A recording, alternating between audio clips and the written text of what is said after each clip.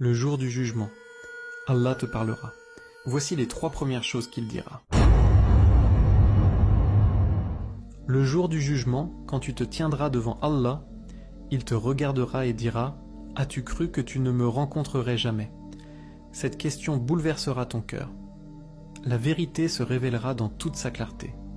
Il ne sera plus possible de fuir la réalité de tes actions et tu ne pourras que faire face à ce que tu as fait durant ta vie. Puis il ordonna « Lis ton livre. Tu seras jugé selon ce que tu y as fait. Tout ce que tu as accompli, chaque bonne action et chaque erreur sera dévoilée. Tu te souviendras des moments où tu avais l'opportunité de choisir entre bien et mal. Les bons actes te rempliront de joie, mais les mauvais te rappelleront les occasions manquées de te repentir. Enfin, Allah dira avec une tristesse infinie « Ne t'ai-je pas donné le temps, la vie pour te repentir ?» Là, le poids des regrets sera insupportable. Ceux qui ont négligé leur foi, qui ont reporté leur repentance, se rendront compte qu'ils ont perdu le plus précieux des biens, le temps. Le jour du jugement, il ne suffira pas de dire « je croyais ». Il faut agir maintenant, avant qu'il ne soit trop tard. Ne laisse pas tes regrets définir ton éternité. Agis aujourd'hui, car demain tu n'auras plus le temps. Grands adorateurs, mais devint le pire ennemi de l'humanité. Satan, ou Iblis dans le Coran, n'a pas toujours été cet ennemi que l'on connaît. Au contraire, il était parmi les plus pieux.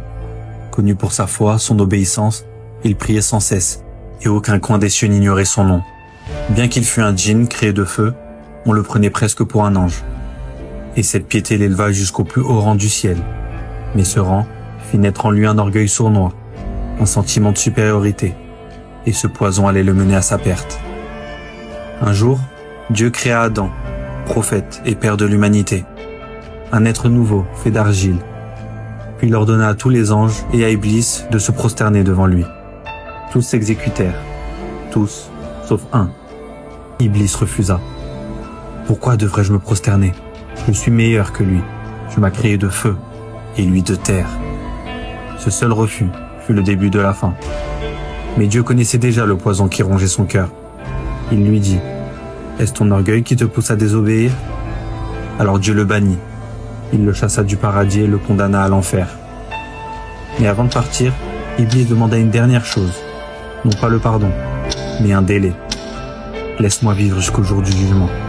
Je te prouverai que cette créature que tu préfères ne te sera pas fidèle. Dieu lui accorda ce délai, et Iblis jura. Je les égarerai tous.